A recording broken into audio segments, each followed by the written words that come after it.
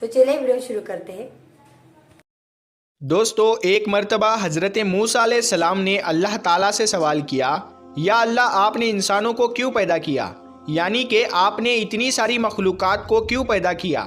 اور اگر پیدا کیا تو پھر انہیں مار کیوں دیتے ہو؟ یعنی کہ ان کو موت کیوں دیتے ہو؟ تو حضرت موسیٰ علیہ السلام کی اس سوال کا جواب اللہ تعالیٰ نے جو دیا اس کو سن کر آپ بھی حیران اور پریشان ہو جاؤ گے، اور ساتھ ہی ساتھ آپ کو یہ بھی معلوم چل جائے گا کہ اللہ تعالیٰ اپنے بندوں کو کیوں پیدا فرماتا ہے اور پھر ان کو مار کیوں دیتا ہے۔ اسی لیے دوستو، آج کا یہ ویڈیو آپ سبھی کے لیے بہت ہی خاص ہے، آپ اس کو آخر تک ضرور دیکھیں، اور اگر آپ کو اللہ کی ذات پر مکمل بھروسہ ہے تو آپ اس ویڈیو کو دل سے ایک لائک کریں اور کمنٹ باکس میں اللہ اکبر لکھ کر آگے شیئر بھی کر دیں تاکہ اور بھی لوگوں کے پاس یہ ویڈیو پہنچ جائے۔ تو چلیے دوستو شروع کرتے ہیں۔ جیسا کہ آپ سب جانتے ہو کہ حضرت موسیٰ علیہ السلام اللہ سے ہم کلام ہوا کرتے تھے، یعنی کہ اللہ سے بات کیا کرتے تھے۔ اکثر حضرت موسیٰ علیہ السلام کو ہی طور کی پہاڑی پر جا کر اللہ سے بات کرتے تھے۔ اس وقت اللہ تعالیٰ نے آپ کو اتنی ساری حکمتیں اور اتنی ساری صفاتیں عطا فرمائی کہ جو ہر انسان کے لیے ایک بہت بڑی نصیحت اور زندگی جینے کے صحیح طریقے کے لیے بہت ہی فائدہ مند ہے۔ دوستو، ایک مرتبہ حضرت موسیٰ علیہ السلام نے اللہ تعالیٰ سے سوال کیا، اے اللہ آپ لوگوں کو پیدا کرتے ہو اور پھر ان کو مار دیتے ہو، ان میں آپ کی کیا حکمت ہے؟ یعنی کہ آپ ایسا کیوں کرتے ہو؟ تو یہ سن کر اللہ تعالیٰ نے حضرت موسیٰ علیہ السلام کو حکم دیا کہ اے موسیٰ تم کھیتی بو دو۔ حضرت موسیٰ علیہ السلام نے اللہ کے حکم سے کھیتی کرنا شروع کیا۔ کچھ دنوں کے بعد میں جب وہ کھیتی تیار ہو گئی تو حضرت موسیٰ علیہ السلام نے اس کو کاٹ دیا۔ تو یہ دیکھ کر اللہ تعالیٰ نے حضرت موسیٰ علیہ السلام سے فرمایا، اے موسیٰ تم نے خود ہی کھیتی بوئی اور پھر تم نے خود ہی اس کو کیوں کاٹ ڈالا؟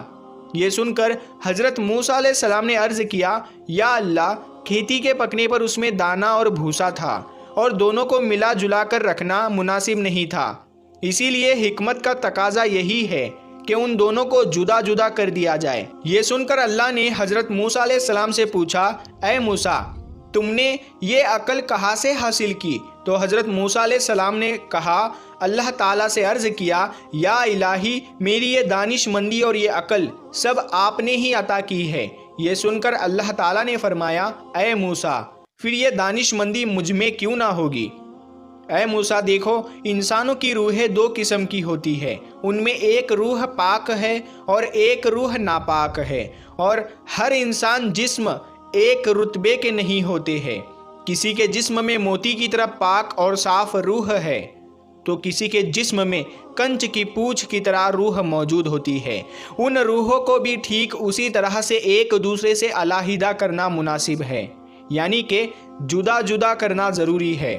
جس طرح سے تم نے گندم کو بھوسے سے الگ کر دیا ہے تاکہ جو نیک روح ہوتی ہے وہ جنت کو چلی جائے اور جو بری روح ہوتی ہے وہ دوزخ میں چلی جائے۔ اے موسیٰ یہ تو انسان کو مارنے کی حکمت تھی، اور انسانوں کو پیدا کرنے کی حکمت یہ ہے کہ ہماری صفات کا اظہار ہو جائے۔ حدیث قدسی میں ہے کہ اللہ تعالیٰ ارشاد فرماتا ہے کہ میں ایک پوشیدہ خزانہ تھا، اسی لیے میں نے چاہا کہ میں پہچانا جاؤں، اسی لیے میں نے مخلوق کو پیدا کیا، میں نے انسانوں کو پیدا فرمایا۔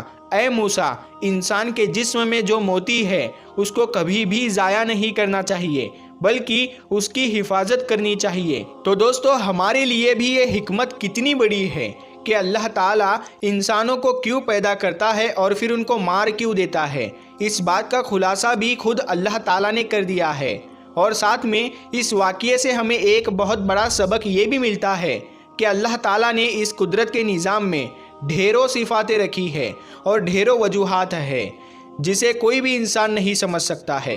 اسی لیے ہمیں کبھی بھی کسی بات کے لیے اللہ سے کوئی سوال نہیں کرنا چاہیے، کیونکہ یاد رکھے اللہ جو بھی کرتا ہے بہتر کرتا ہے، اور اللہ کے ہر کام میں کچھ نہ کچھ حکمت ضرور ہوتی ہے۔ اسی لیے یاد رکھے اللہ تعالیٰ جب بھی ہمیں کسی امتحان میں ڈالتا ہے تو اس میں بھی ہماری کوئی نہ کوئی بھلائی ضرور ہوتی ہے، یعنی کہ اللہ کی ہر بات میں کوئی نہ کوئی حکمت ضرور ہوتی ہے، اور اللہ کے کیے گئے ہر فیصلے میں بندے کا کوئی نہ کوئی بھلا ضرور ہوتا ہے، کیونکہ اللہ جو بھی کرتا ہے اچھا کرتا ہے، اپنے بندے کے حق میں کرتا ہے۔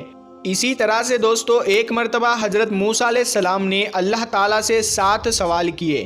ان میں سے پہلا سوال تو یہ تھا، حضرت موسیٰ علیہ السلام نے اللہ تعالیٰ سے پوچھا، اے میرے رب، تیرے بندوں میں سب سے زیادہ متقی یعنی ڈرنے والا اور پرہیزگار کون ہے؟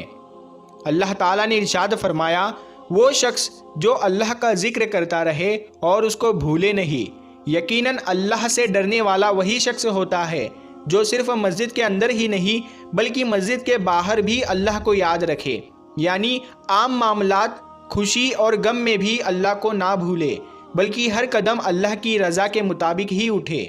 دوسرا سوال حضرت موسیٰ علیہ السلام نے پوچھا، اے میرے رب، تیرے بندوں میں سب سے زیادہ صحیح راستے پر کون ہے؟